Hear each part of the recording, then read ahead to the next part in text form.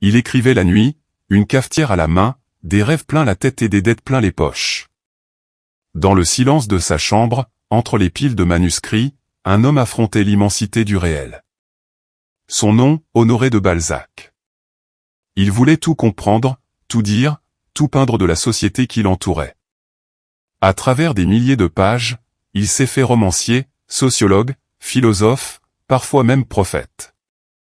Balzac n'était pas qu'un écrivain, il était une force de la nature, un ouvrier des lettres, un architecte du monde humain. Dans une France en pleine mutation, entre bourgeoisie montante et aristocratie déchue, il bâtit la comédie humaine, cette fresque monumentale où chaque personnage devient un miroir de la société.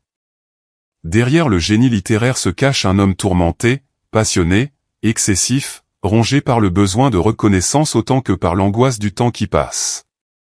Voici l'histoire d'un créateur qui voulait rivaliser avec Dieu non pas en puissance, mais en imagination. Balzac, c'est l'écrivain qui transforma la réalité en épopée, et la société en tragédie. Honoré de Balzac naît en 1799, à Tours, dans une France encore marquée par les soubresauts de la Révolution. Son père, homme sévère et pragmatique, espère pour lui une carrière stable, peut-être dans le droit ou l'administration. Mais dès son plus jeune âge, le jeune Honoré se détourne des chemins tracés. Il rêve d'écrire, de comprendre les âmes, de percer les mystères du cœur humain. Dans les couloirs de l'école, il n'est ni le plus docile ni le plus brillant, seulement celui dont le regard semble toujours ailleurs, tourné vers un monde intérieur que nul ne peut atteindre. Lorsqu'il monte à Paris pour étudier le droit, la capitale l'éblouit autant qu'elle le désenchante. Il y découvre une société déjà régie par l'argent, les apparences et l'ambition. Loin de se résigner, il décide d'en faire le théâtre de son œuvre future. Ses débuts littéraires, pourtant, sont désastreux, ses premiers romans, publiés sous pseudonyme, passent inaperçus. Les dettes s'accumulent, la faim rôde, mais Balzac persiste. Dans une chambre modeste, il s'impose une discipline de fer, convaincu que la grandeur naît dans l'obstination. C'est dans cette solitude féconde que germe l'idée d'une fresque totale, raconter non pas une histoire, mais toutes les histoires. Retracer les destins croisés des hommes et des femmes de son temps, des plus humbles aux plus puissants. De l'étudiant désabusé naîtra bientôt l'un des plus grands architectes de la littérature universelle. Dans les années 1820, Balzac comprend que la littérature n'est pas seulement un art, c'est une arme, un miroir et parfois un scalpel. Il veut disséquer la société comme un anatomiste dissèque un corps.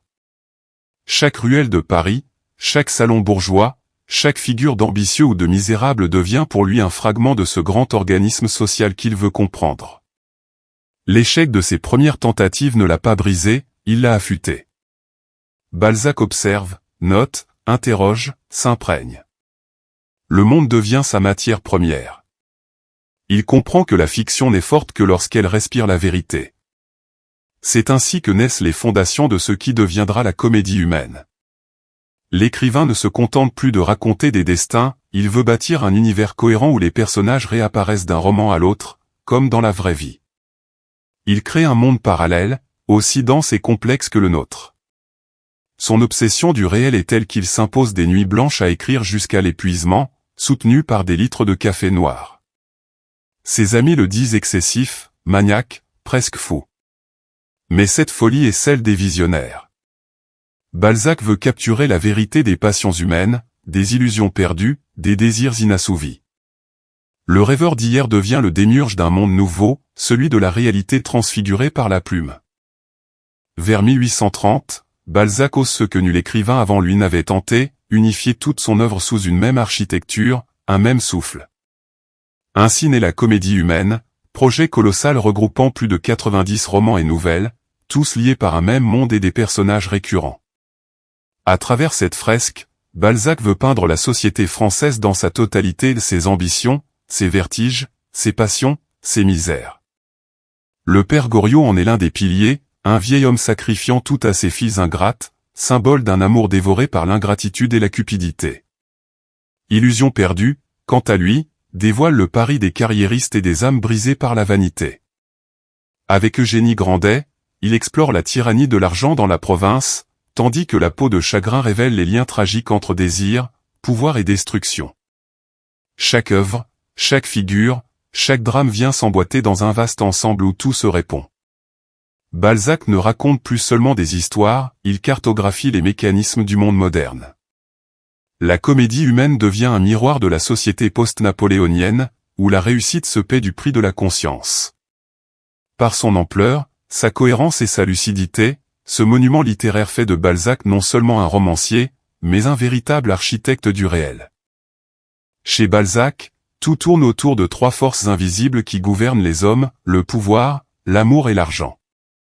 Ces trois pôles s'entrecroisent, s'affrontent et se nourrissent mutuellement dans l'immense théâtre de la comédie humaine. Balzac ne juge pas, il observe. Il montre comment la quête du pouvoir façonne les destins, comment l'amour se corrompt au contact de l'intérêt, et comment l'argent devient la mesure de toute chose. Dans le Père Goriot, le vieil homme incarne la tendresse sacrifiée sur l'autel de la cupidité.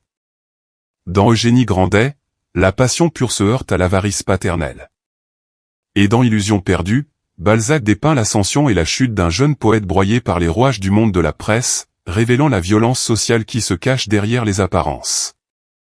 Même La peau de chagrin traduit cette tension fatale entre désir et destruction, plus l'homme veut tout, plus il s'épuise à le posséder. Balzac a compris avant tout le monde que la société moderne serait dominée par l'argent et l'ambition. Il en a fait la mécanique centrale de son œuvre, dénonçant la corruption morale qui s'installe quand la réussite devient une idole.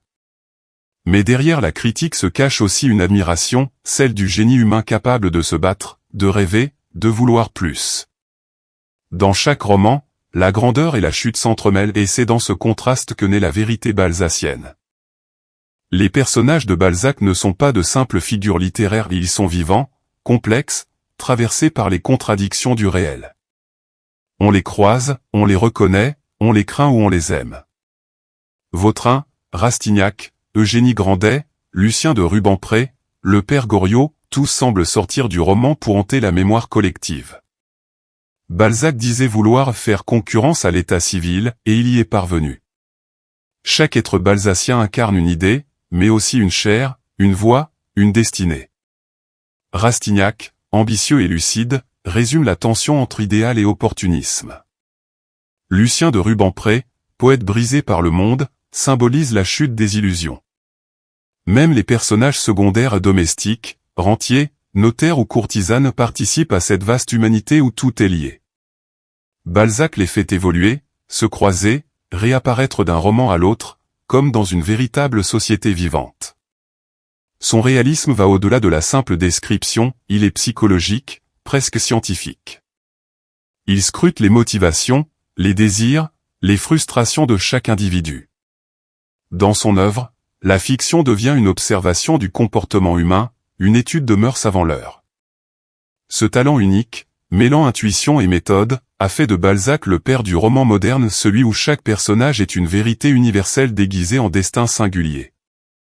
Derrière le colosse littéraire se cachait un homme fragile, usé par la fatigue et les dettes. Balzac vivait comme il écrivait, intensément, jusqu'à l'excès. Ses journées commençaient souvent à minuit, se prolongeaient jusqu'à l'aube, rythmées par des flots de café noir. Il écrivait, corrigeait, réécrivait encore, traquant la perfection dans chaque phrase. Son appartement parisien, encombré de manuscrits, devenait le champ de bataille d'un esprit obsédé par la création. Mais cette passion avait un prix. Les dettes accumulées par ses entreprises ratées, notamment dans l'imprimerie, le poursuivirent toute sa vie. Il écrivait pour rembourser, mais plus il écrivait, plus il s'enfonçait. Pourtant, jamais il ne renonça.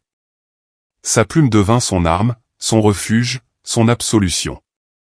Loin des salons mondains qu'il décrivait avec tant de lucidité, Balzac menait une vie d'ermite, enfermé dans son labeur, croyant dur comme fer à la postérité de son œuvre. En 1850, épuisé, il meurt quelques mois après avoir épousé la femme qu'il aimait depuis 18 ans, Évelyne Anska. Il laisse derrière lui un monument inachevé, mais immortel. Balzac, c'est l'écrivain qui a tout donné, son temps, sa santé, sa vie pour offrir à la postérité le portrait le plus complet, le plus humain et le plus lucide de son siècle. L'héritage de Balzac, miroir éternel de la société. Plus d'un siècle et demi après sa mort, Balzac demeure l'un des plus grands architectes de l'imaginaire humain. Son œuvre, monumentale, dépasse le cadre du roman, c'est une cartographie morale, économique et psychologique de la société. En explorant les mécanismes du pouvoir, du désir et de la chute, il a posé les fondations du réalisme moderne. Derrière les intrigues, il a su dévoiler ce que les hommes cachent, leur peur du vide, leur besoin d'aimer, leur soif de reconnaissance. La comédie humaine reste d'une actualité bouleversante. Ce qu'il dénonçait dans le Paris du XIXe siècle, la domination de l'argent, la corruption, la vanité sociale résonne encore dans notre monde contemporain. Les visages ont changé, mais les passions sont restées les mêmes. Balzac nous parle toujours, parce qu'il a écrit sur ce que nous sommes, et non sur ce que nous croyons être. Son œuvre nous rappelle que la littérature n'est pas un refuge, mais un miroir.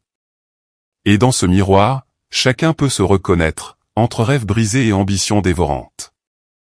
Balzac n'a pas seulement raconté la société de son temps, il a déchiffré l'âme humaine. Et c'est pour cela que son nom, aujourd'hui encore, résonne comme celui d'un prophète du réel.